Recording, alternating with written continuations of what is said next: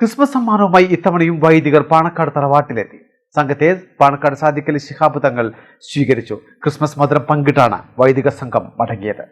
പാണക്കാട് കൊടപ്പനക്കൽ തറവാട്ടിൽ മുഹമ്മദ് അലി ശിഹാബ് തങ്ങളുടെ അടുക്കലേക്ക് ഓരോ ക്രിസ്മസ് കാലത്തും പതിവായി എത്തിയിരുന്നവരാണ് വൈദിക സംഘം. ഹൈദരലി തങ്ങളുടെ കാലത്തും ഇത് തുടർന്നിരുന്നു. മലപ്പുറം സെന്റ് തോമസ് ചർച്ച് വികാരി Mathew Nirappel, Kondotty Saint Paul church വികാരി Sebastian Chempukandathil, Father Thomas Joseph എന്നിവരടങ്ങുന്നവരാണ് ക്രിസ്മസ് മധുരവുമായി പാണക്കാട് എത്തിയവർ.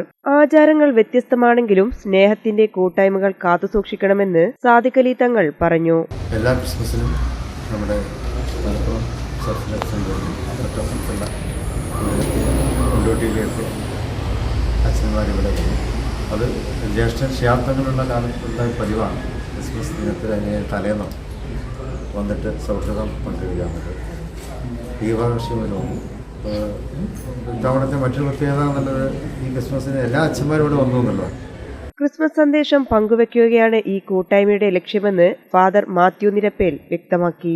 ക്രിസ്മസിൻ്റെ സന്ദേശം സ്നേഹത്തിൻ്റെ സന്ദേശമാണ്.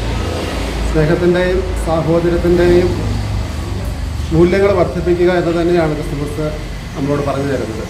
അതുകൊണ്ട് തന്നെ ഇങ്ങനെയുള്ള കൂട്ടായ്മകൾ, മതസൗഹാർദ്ദ കൂട്ടായ്മകൾ എപ്പോഴും സ്നേഹത്തിന് നമ്മളെ ഒരുമിപ്പിക്കുന്നതാണ്.